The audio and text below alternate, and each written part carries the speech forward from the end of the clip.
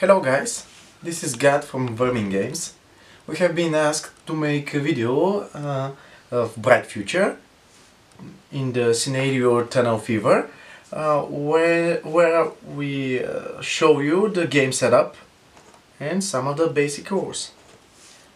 First of all, you need a game board and to set up all locations, the settlements, the outposts and the anomalies. You might see that there are visibly more cards in the decks because I'm using a double deck of Bright Future. It is beneficial for the gameplay and allows smoother play for more players.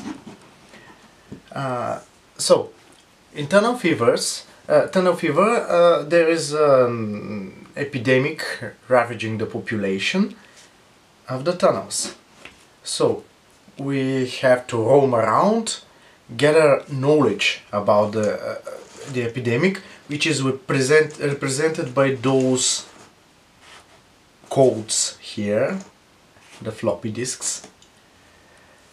And we're trying to survive while doing it. These are the items we use to survive, and this is the market. 6 items in the beginning of the game.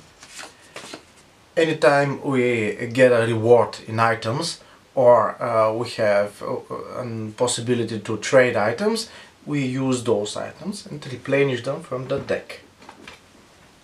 You can also always buy an item for the deck or take it as a reward from the deck. When buying from the deck, you use this price of 4 resources. The resources are these medicament type things, medicines, which are both the currency in the game and the health points. As long as you have resources, you are alive and kicking. The other type of tokens you see here are foods and quest markers. They are used for trading. You cannot use them as health points, but you can sell them for a good value. You need also the tunnel cards and the map cards. The map cards form your path and build a labyrinth in the tunnels. They build your map. This is the infection token. It represents the population that is alive by the moment.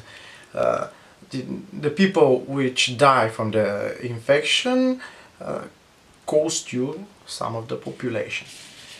When it comes to 0, we lose the game. To win the game, before the population runs out, we have to remove the markers, the infection tokens, the codes, from the infection area. In the beginning of the game, in normal difficulty, we set up 4 infection tokens. In the end of each turn, when everybody makes their turn, we sum up those codes, and for each 3 which are visible on the top, we lose 1 population. In our case, if those codes remain unchanged, we would use 2 population. But that's in the end of the turn. I have to also to reveal a few special settlements, which are the numbered settlements. 1, 2, 3, 4. You will meet them on the map, and they're special with those places there are some doctors surviving the apocalypse, which can be extremely useful if you provide them with medications, with resources to combat the infection. Settlement 1, 2 and 3 offer you a special option to pay 3 resources, 6 or 9 resources to respectively remove one code of 1, 2 or 3, depending on the number. So if you happen to visit Settlement 2, you can play all the options on the settlement card and use the special option to remove, well, you can pay 6 resources to remove a code of 2, or maybe even pay 12 to remove those 2 codes. If you happen to remove all the codes at any time of the game, you win the game. So, first way to do it is by visiting numbered settlements with doctors. The second way is to visit the microbiologist, which lives in the settlement 4. Its location can be revealed on the map cards, but once you play a settlement, the card is removed and you can replenish it over time, but you will see it's not easy to do it. So in settlement 4 you can discover a vaccine and remove one pile of codes, because over time in the game there will be more and more codes piled in each slot, depending on the rules. So here you have the option to pay off all codes you have gathered if they are the same combination. So in this case you need 1, 1, 2 and 3. If you have this combination of codes and you are at settlement 4, you can give them up and remove one pile of codes. In this case you close it with the top code and remove the codes underneath. This slot will never be contaminated again, so the game will be much easier to win. There is another way to remove contamination. It is with the mercenaries. There are basically 4 types of special skills of mercenaries you can use to remove infection. 2 of them, the warning and the quarantine, are being used to prevent a new contamination or a new outbreak of infection. When the tunnel cards say you must take one new code and put it on the board to infect more people, you can send a mercenary by discarding a card to prevent that. If you have a mercenary with the corresponding symbol, which is presented in the down area of the tunnel card. For this to work, you have to know the symptoms. So you have to own the same code. For example, if I have to prevent this 2, I have to have a 2 by myself. I don't lose it, but I have to have it. So I'm telling this guy, go and stop all those people that are coughing or sneezing.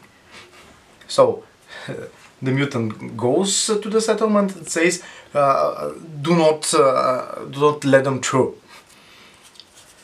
The other way to combat disease is a little more harsh.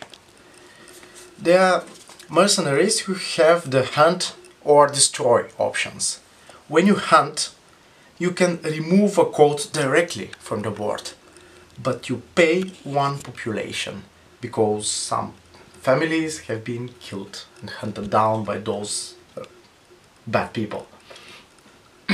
For this to work, you again have to have the same code as the one you have to remove. This is the hunt, and the destroy works similarly, but for a destroy action you lose two population, and you can remove all visible codes of one type if you have the same code by your side.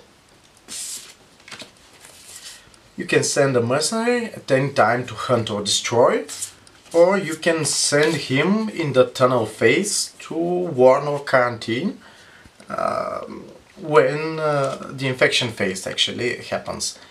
The infection happens and you send the mercenary to stop the effect.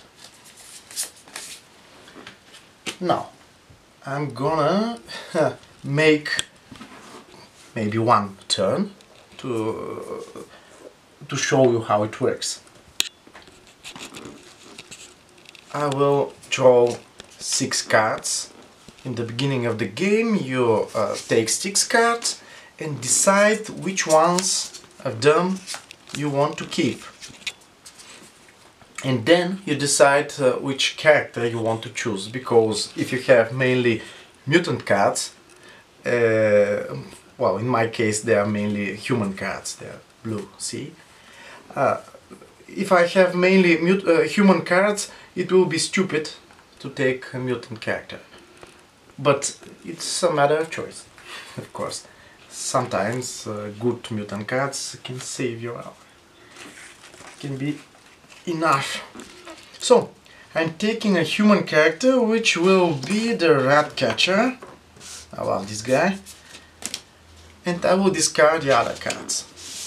The tricky part is that I have to pay the costs of those cards I decide to keep. This balances the game in the beginning. In my case, 4 and 2, 6, and 6 and 4, 16. You have 30 starting resources, so I have 30 minus 16, 14. These are my starting resources, and they are clearly not much. You will see when you start the game. Now, I'm keeping those cards because there are 2 weapons there, a shooting weapon and a melee weapon, and 2 armors which provide me protection from, well, 3 melee, 1 ranged, 2 toxic and 3 fire, which is good as a start. I'm putting my character tokens somewhere on those numbered locations and picking 2 tunnel cards. Every one of the players receives 2 tunnel cards and has to decide to use one of them.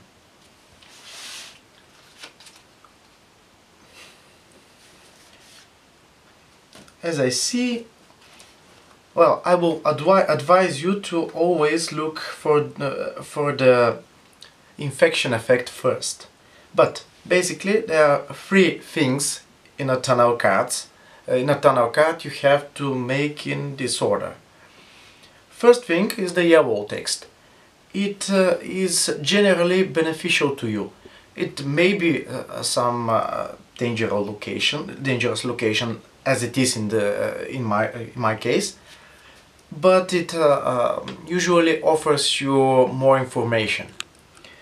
The second part is those little steps here, which means you can move on the map. And the third phase of the tunnel turn is the infection phase. This says Outbreak. Draw a random code and place it in the code slot with the largest code number. So I will basically put it on this 3, because it is the largest code number. It is a good choice in my case, because it will cover the 3. Codes are 1, 2, 3, so there is a fair chance that the new code will be 1 or 2. It will decrease the overall sum of the codes, and I won't lose so much population. by the end of the turn. Since I'm playing alone currently, it's good to take care about that. So now I'm picking this card, which has as a first effect patrol schedules. It allows me to check both two of the outpost cards and reveal them for all players, which means the second card will remain revealed, and to pick one of them to play. So to activate, there are one human card and one mutant card. I will decide to use the human card and leave the other on top. It is already revealed. This means that if there is another player, he will know that this is the danger ahead. If somebody would have to play an outpost, this will be the next outpost. So if I had a partner mutant, he will be happy to meet those friends of him. In my case, those marauders are friendly to me. They will not attack me unless provoked. And I will have a reward, which is listed on the card. It is here, this small backpack icon, which you probably don't see very well. So, the backpack icon means an item. I can always take an item from here as a reward from those friendly marauders. And I can hire them because they are friendly, if I were to give them 4 resources.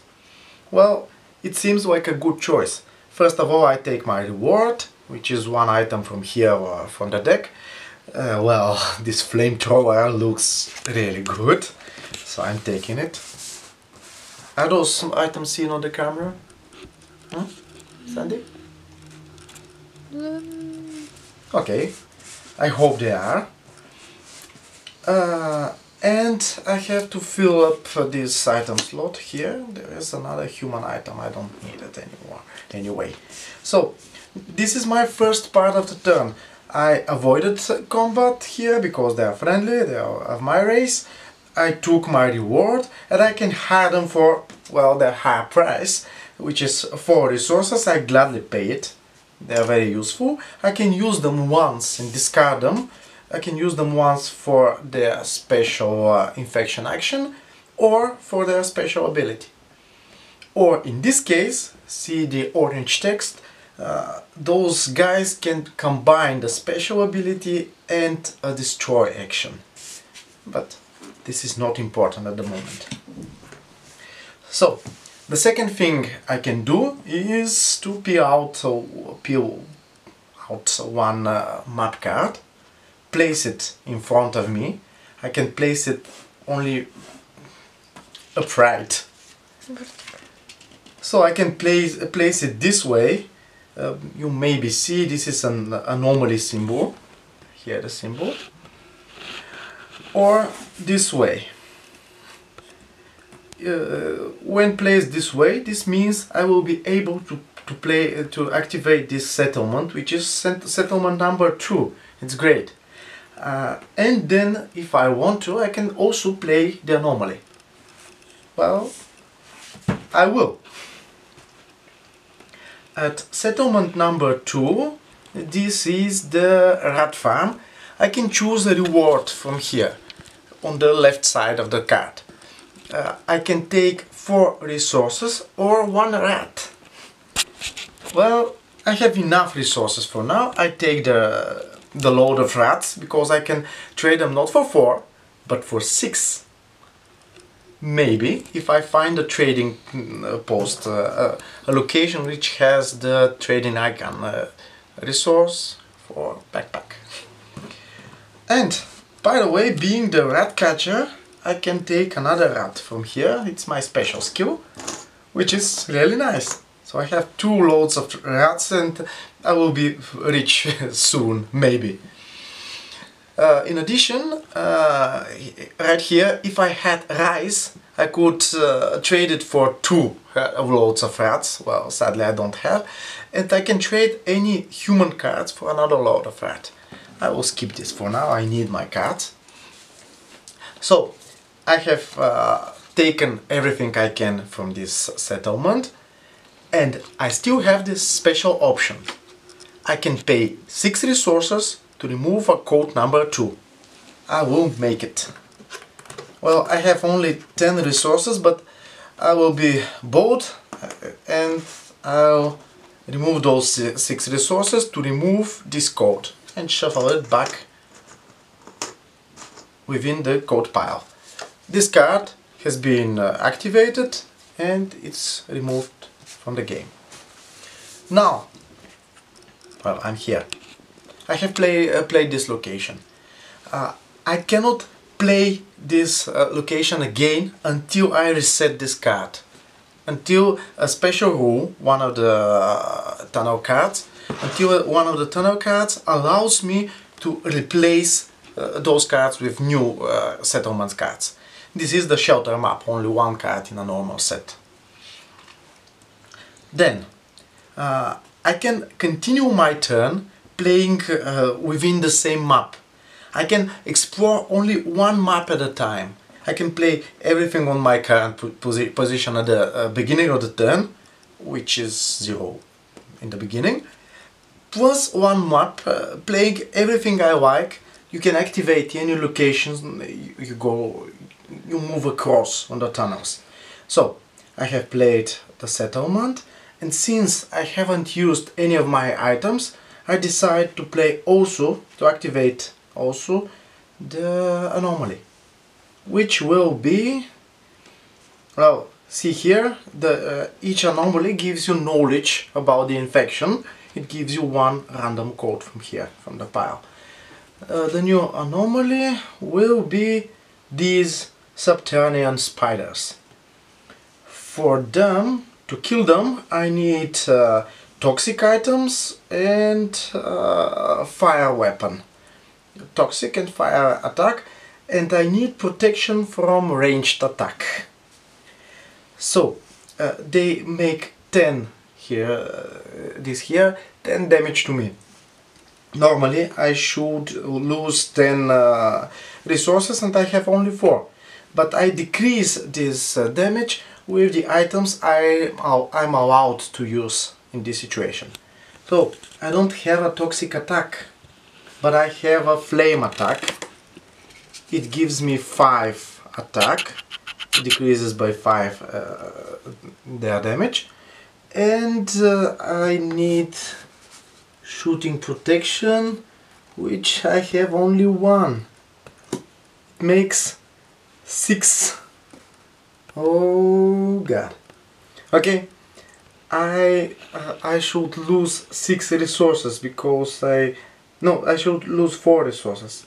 I have 6, 10 minus 6, I lose 4, which is not enough. I have exactly 4. So it was a risk I took, and this risk was too much. I'm losing 4 resources, and as a penalty, because I'm wounded and I have to be saved and some people die in the process, we lose 1 population. Next turn I will start again with 6 resources, keeping all my items. Now this location have been removed anyway, and I cannot get my reward, sadly. So we come to the third part of the turn, which is the infection effect. It is an outbreak. Outbreak means I can draw a random code and place it in the code slot with the largest number. I have luck, see? 1. It covers this 3. So for now the codes are making a low value, which is combined 3. The sum of the codes is 3, because now it's the end of the turn. I lose 1 population for each 3, so this is it. End of turn. And in the next turn, well, I have these 6 resources are starting. I take again 2 tunnel cards, choose one to play. I decide to use this one. It's a secret passage which allows me to choose a location to play. I choose to play this settlement. It gives 5 for resources. There are situations where you can sum up those choices, but normally you choose one of them. So, of course, I choose the 5. So, take 5 resources. And there is a trade option. I can buy items. Well, I will. Remember, I needed a toxic weapon. I will buy this toxic gun, this gas gun. It costs only 2. I'll give them and replenish the items. And there's an option here to fight somebody, the next outpost. And if I take less than 3 damage, if I lose less than 3 resources, I will acquire a free code from here. Well, happily, I have revealed this card last turn, so I can make a calculation if I can defeat it without losing too much resources. Well, it requires a ranged attack, and I have the combat rifle and the flame weapon. They both help me.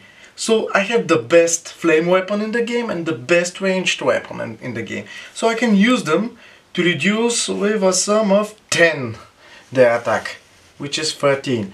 And I can use those defenses, which are the ranged defense and toxic defense. I have good toxic defense 2 and some ranged defense of 1. Using all those cards. But using them, I can have a sum of 3 plus 10, 13 reducement, which means they would make no damage to me, so I can make this quest. I can take the combat and to defeat them without losing any resources, but the items I have used stay tapped. They cannot be used anymore. This outpost gets removed, and I take the reward, which is pictured here on the settlement, and also discarded. The reward is, of course, I have said it, a code number 3. Now then I can make the movement turn, which is presented here, and discover a new map. I decide to play in this direction, so I can put the map only this way. I can stay here or play another outpost or anomaly or buff. Well, having in mind that I have just used my weapons, most of them, and my armors, I better stay put. So I decide to end my turn here, my movement turn, and in the end I make again the it is a mutation of the disease part of the turn, by replacing the lowest code with a random code. There are 3 lowest codes, so I can choose which one of them to replace. I will replace this one. It's true. End of turn, and in the end of turn I lose 1 population for each tree. Again, it is 1. So we have played 2 turns in Bright Futures Mode, Tunnel Fever. I hope you understood all the things I have explained, but if you don't, there's no problem. Come over at our site. We have already a website called vermingames.eu, and check out the extended version of the rules of the game, all the great art we have uploaded, and you can also even download posters for your desktop background or for your wall. Thank you for watching this. I'm Gad of Vermin Games.